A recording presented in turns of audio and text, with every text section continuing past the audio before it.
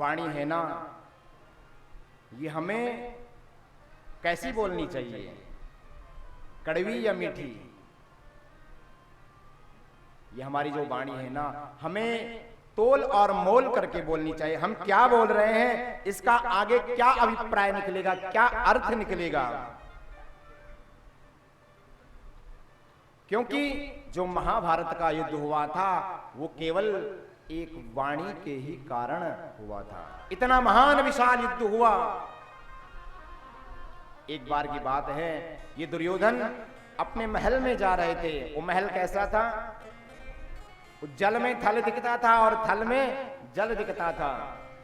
उसमें जब ये दुर्योधन जा रहे थे, थल समझ करके जल में गिर गए। तो द्रौपदी महारानी ने कहा, अरे अंधे के तो अंधे होते हैं।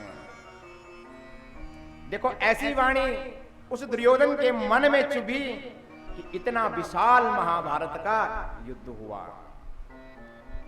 तो हमें अपनी वाणी को क्या करना चाहिए? अपने बस में रखना चाहिए, अपने संयम में रखना चाहिए। क्योंकि वाणी एक ऐसी चीज है जो हमने बोल दी, उसे हम पुनः ग्रहण नहीं कर सकते।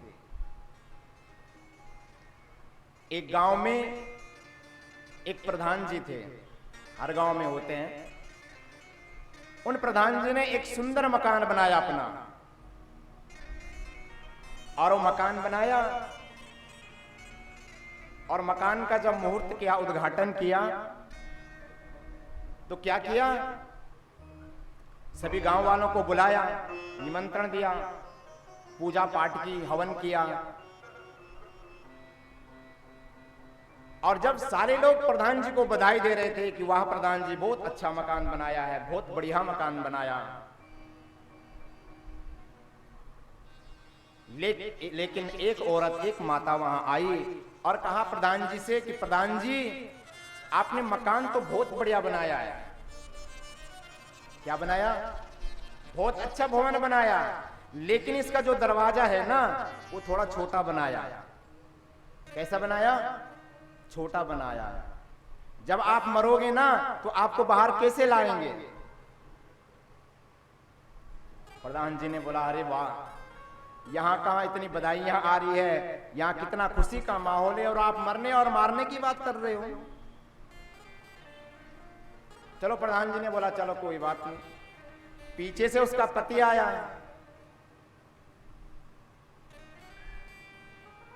पति आया तो प्रधान जी ने कहा कि प्रधान जी देखो आपकी पत्नी क्या क्या कह रही है।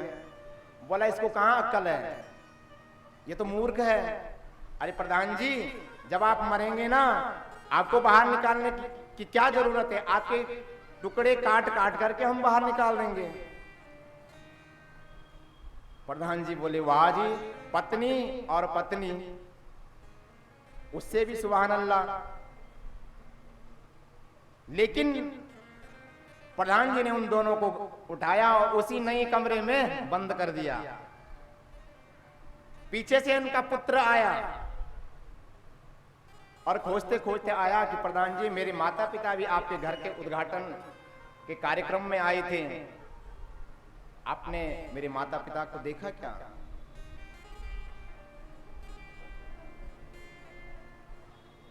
तो प्रधान जी कहते हैं कि आओ बेटा आओ, आप तो पढ़े लिखे लगते हो, समझदार लगते हो, बहुत अच्छे इंसान हो।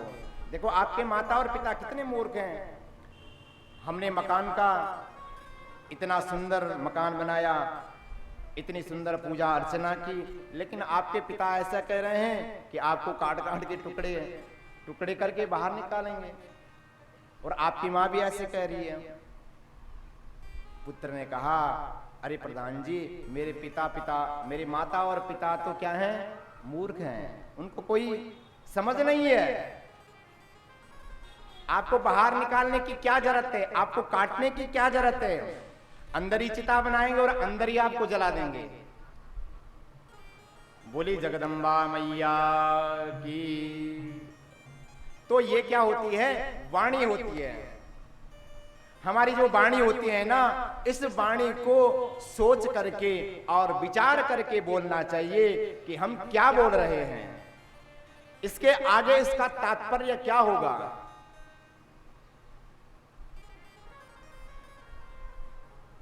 तो आज द्रौपदी के कारण वो महाभारत युद्ध हुआ।